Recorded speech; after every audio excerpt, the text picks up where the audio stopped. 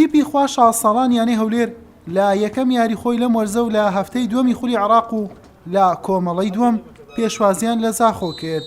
بێچوە شێرەکانی هەولێر هەرزوو گۆڵەکەی تیپی میوانیان بەسەر کردەوە. ڕۆنیار دیار لە خولەکی 4 گۆڵ یەکەمی تۆمار کرد. لە خولەکی 20 یوسف سیروان بە لێدانی سەر ئەنجامەکەی بۆ زەردپۆشەکان 2 هێندە لێ کرد.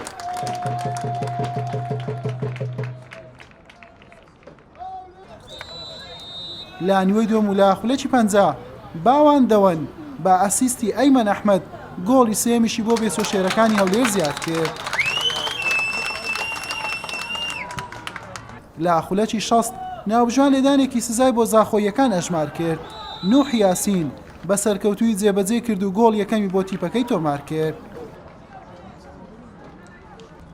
هەردوو تیپ دەرفەتی گۆڵی زیاتریان لە پێش بوو، بەڵام پێی نەگەیشتن و یاری بە 3 گۆڵ بەرامبەر گۆڵێک بە سوودی هەولێر کۆتایی هات.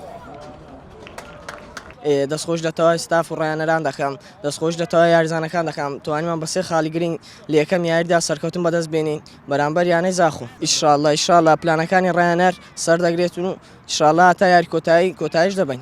شوطێکی ڕاستی ئەم گەلە نابۆش بین دبێژن مۆنێ شوطە دوی مدارب بۆنە مدارب گەلە مداربمە گەلە بۆشن مدارب کاپتن ڕاشید و کاپتن وەر گەلە بۆشن ڕاستی بوومە ئاخفت گوت حامۆس هەرن لعبێدا مەگولا خوا کرد الحەمدلله ئیشەڵڵا لعبێت بێت باشتر بێت.